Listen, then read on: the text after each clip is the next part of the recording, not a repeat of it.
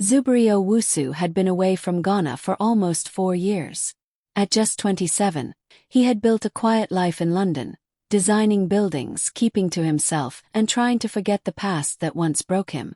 When his father, Mr. Kwaku Owusu, called and said, "Son, I'm getting married," Zuberi didn't think much of it. His father had always been full of surprises, a successful businessman who loved attention, parties, and grand gestures.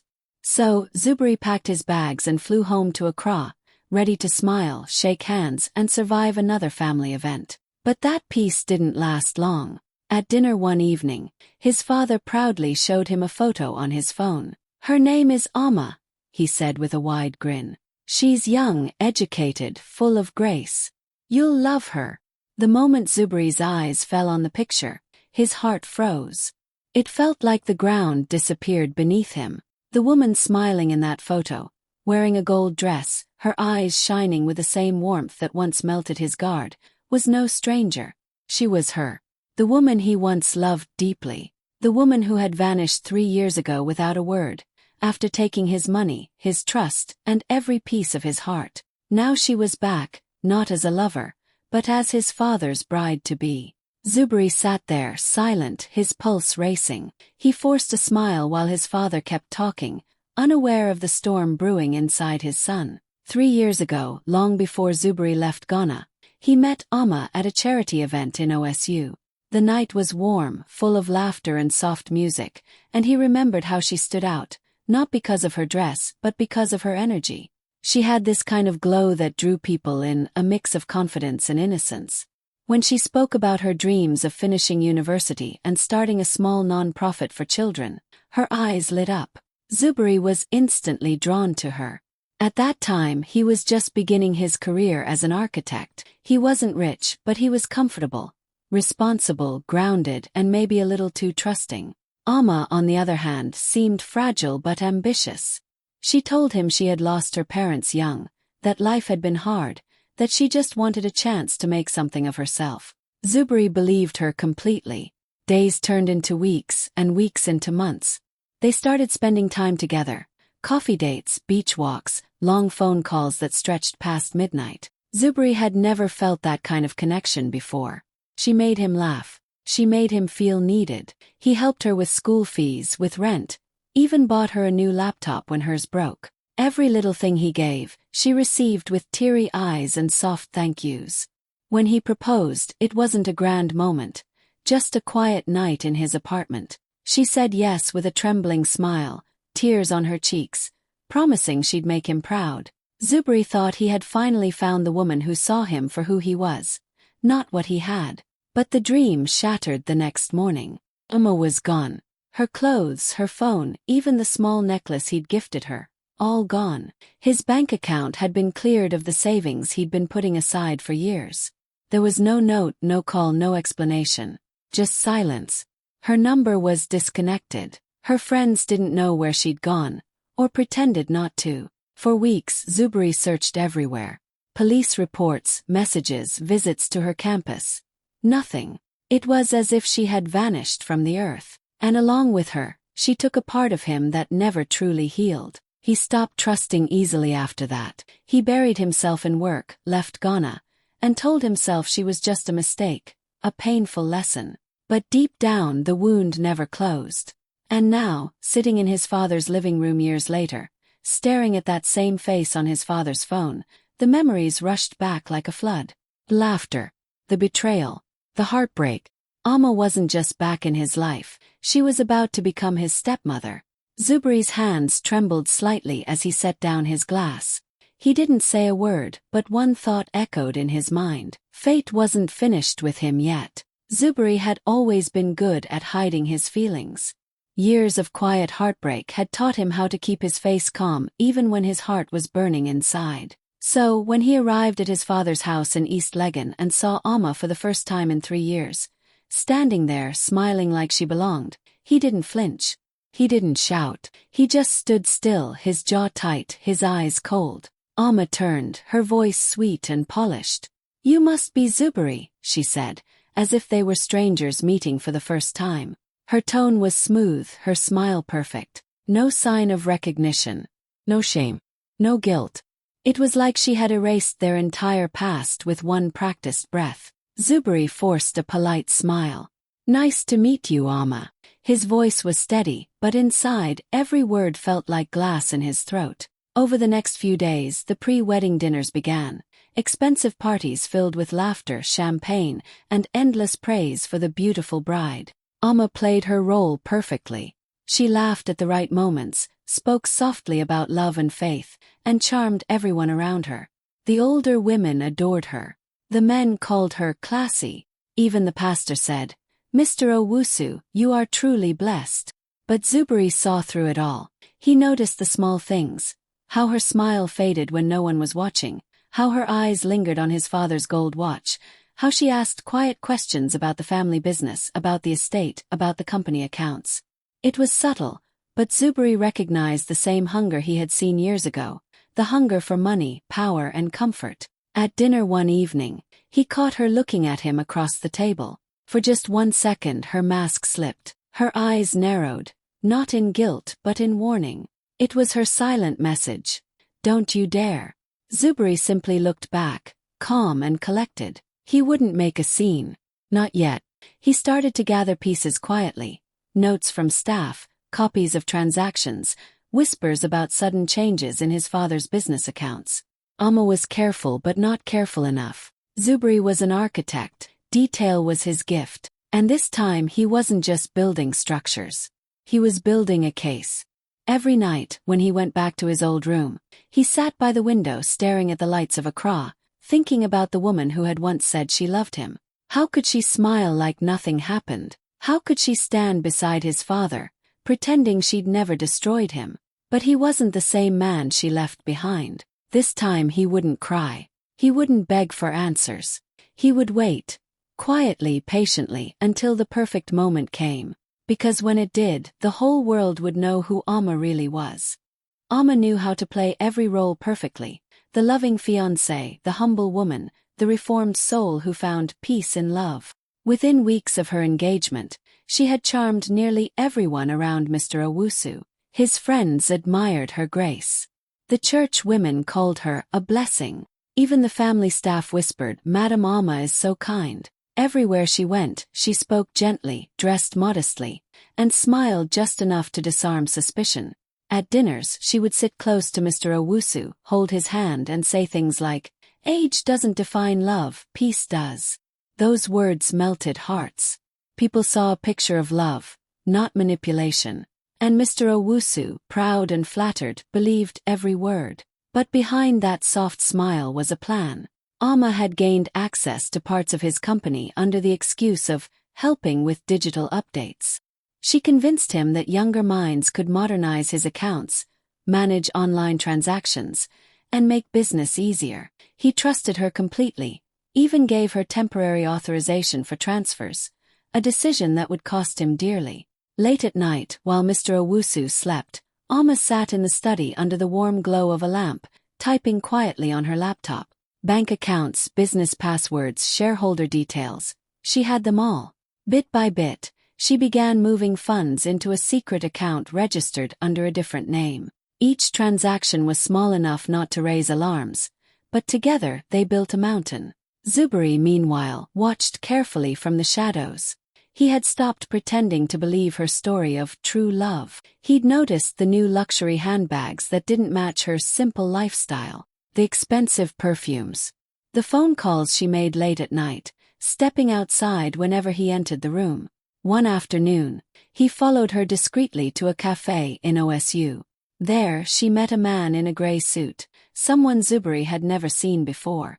He watched from a distance as she handed the man a folder and whispered something with a nervous smile. When she left, Zuberi snapped photos, his heart pounding. He didn't have proof yet, but he knew what she was doing. Back home, he started collecting evidence. Old receipts, access logs, screenshots of suspicious transactions.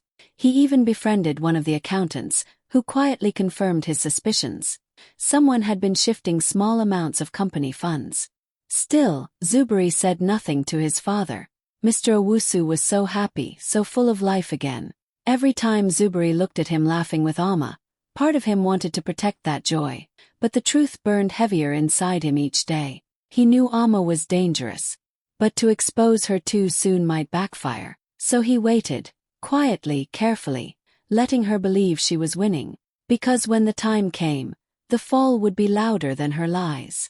Zubri couldn't hold it in any longer. The secret was eating him alive. Watching Amma smile beside his father every morning, hearing her laughter echo through the house, it made his skin crawl. He needed to tell someone who wouldn't judge him, someone who understood. So one evening, he called his cousin Afia. She had always been the voice of reason in the family, smart, outspoken, and brutally honest. They met at a small rooftop cafe overlooking the busy streets of Accra. The sunset painted the sky orange and pink, but Zubri's face was heavy with worry. Afia looked at him closely. "You look like you haven't slept in days," she said, sipping her drink. "What's going on?" Zubri took a deep breath and told her everything. How Amma had once been his lover, how she stole from him, how she vanished, and now how she had returned as his father's fiancée. Afia listened quietly, her eyes wide with disbelief. But when Zubri mentioned the secret bank transfers and the evidence he'd gathered, her expression shifted from shock to fear. "Zubri," she said softly, setting her glass down. "If you expose her, your father may hate you forever. You know how he is, proud, stubborn. He won't want to hear that the woman he loves is a thief. He might think you're jealous or trying to ruin his happiness." Zubri looked out at the glowing city lights. "I've thought about that," he said quietly. "But what choice do I have? Should I just watch her destroy him the way she destroyed me?" Afia shook her head. "You could wait. Maybe she'll slip up, or maybe your father will see her true face on his own." He smiled bitterly. "Afia, you don't know Amma like I do. She's too smart for that. She hides her tracks, plays innocent, and makes everyone think she's an angel. If I wait too long, she'll drain everything he's worked for. And by the time he realizes it, it'll be too late." There was a long pause between them. The night air grew cooler, and the sound of traffic hummed below. Afia reached across the table, touching his hand gently. "Then promise me one thing, whatever you do, don't lose yourself in revenge. Make sure you're doing it for truth, not anger." Zubri met her eyes, his voice steady but filled with emotion. "I'd rather be hated for truth than loved for a lie." Afia sighed, her heart heavy. "Then you'd better be ready," she whispered. "Because once you do this, nothing will ever be the same again."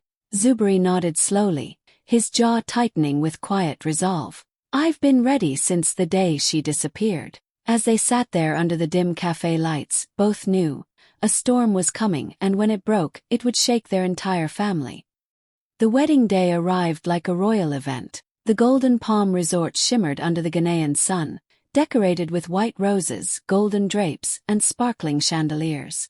Luxury cars lined the entrance, and guests from all over the country arrived in their finest clothes.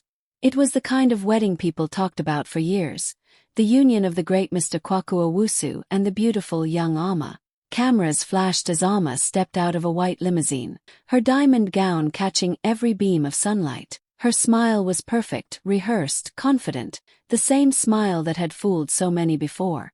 The press couldn't get enough of her. "The most elegant bride of the year," one journalist whispered. Amma turned, waving softly like a queen greeting her people. Inside the grand hall, an orchestra played softly. The air smelled of fresh flowers and expensive perfume. Mr. Owusu stood at the altar, glowing with pride. He looked younger somehow, full of joy and excitement. Guests whispered about how lucky he was to find love again. And there, sitting among them, was Zubri, silent, calm, and burning inside. He had spent the entire week collecting evidence, and now it was time. His heart pounded, but his face showed nothing. He watched Amma walk down the aisle, her eyes flicking toward him for a split second, just long enough for him to see the warning behind her smile. The priest began the ceremony. "We are gathered here today to join this man and this woman in holy matrimony." Zubri's father reached for Amma's hands. Cameras zoomed in. The world seemed to hold its breath. And then, right before the vows, Zubri stood up. His chair scraped loudly against the marble floor, echoing through the hall. "Stop this wedding." The words sliced through the music, freezing the entire room. Gasps erupted. The priest stumbled mid-sentence. Cameras turned instantly toward him, flashing like lightning. Guests whispered, "What's happening? Who said that?" Mr. Owusu frowned, confused. "Zuberi, what are you doing?" Alma's smile cracked for the first time. "Zuberi," she whispered sharply, "sit down." But he didn't. He walked slowly down the aisle, his voice steady. "This wedding cannot continue," he said, eyes locked on Alma. "Before you marry this woman, father, you need to know who she really is." The crowd began murmuring louder, phones lifted high, live streams starting. Alma's hands trembled slightly, but she forced her smile back, trying to stay composed. "This is ridiculous," she said, laughing nervously. "He's just—" Zuberi interrupted, his tone sharp. "Don't lie, Alma. Not this time." The priest looked uncertain, the guests frozen in shock. Mr. Owusu's face went pale, torn between anger and confusion. In that moment, the perfect wedding turned into chaos, and every secret Alma had tried to bury was about to be unearthed before the world. The room fell into dead silence. The music had stopped. The priest stepped back, unsure of what to do. Everyone's eyes were locked on Zuberi as he stood in the center of the aisle, calm but trembling slightly. Alma's diamond veil shimmered under the lights, but her face had gone pale. Mr. Owusu's voice broke the silence. "Zuberi," he said, trying to stay composed, "what is the meaning of this?" Zuberi turned slowly toward the guests, then back to his father. "I didn't want to do this in front of everyone," he said softly, "but the truth can't wait anymore." He lifted a small remote control, and the giant projector behind the altar flickered to life. The first image appeared, a photo of Zuberi and Alma 3 years ago. They were laughing together at the beach, her arms wrapped around him, both looking happy and in love. Gasps filled the hall. Another image appeared, a series of screenshots showing bank transfers, all from Zuberi's account to Alma's. Then more photos, pictures of her in his old apartment, wearing his jacket, holding the same gold bracelet she was wearing right now. Alma's lips trembled. "These are lies," she stammered. "Fake pictures." Zuberi clicked again. A voice filled the speakers, Alma's voice. Clear, confident, unmistakable. "Once I marry him, I'll transfer everything. The old man won't even see it coming." The room erupted in shock. Guests gasped, others covered their mouths. One woman whispered, "Oh my God," while another clutched her pearls. Phones started recording. The story that would soon break the internet was unfolding live before their eyes. Mr. Owusu's legs gave way slightly, and he clutched the side of the altar for balance. His face was blank, like someone who'd just watched his world crumble. "Alma," he whispered, voice shaking. "Tell me this isn't true." Alma's body stiffened. I can explain," she muttered, but her voice was barely audible over the noise.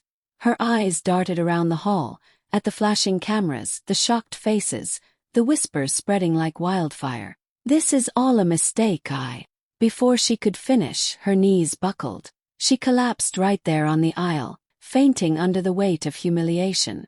A few guests rushed to her side, but the damage was already done. Zuberi didn't move. He stood there quietly, holding the remote in one hand, watching the chaos unfold. He hadn't wanted to hurt his father, but he knew it was the only way to save him. Mr. Owusu slowly turned toward his son, tears filling his eyes. How could I have been so blind?" he whispered. Zuberi stepped forward, voice low but firm. "Love makes us see what we want to see, father. But truth shows us what we need to see." The hall buzzed with whispers, camera flashes, and shock. What was meant to be the happiest day of Mr. Owusu's life had turned into a storm of betrayal, and the whole world was watching. The chaos that followed was like something out of a movie.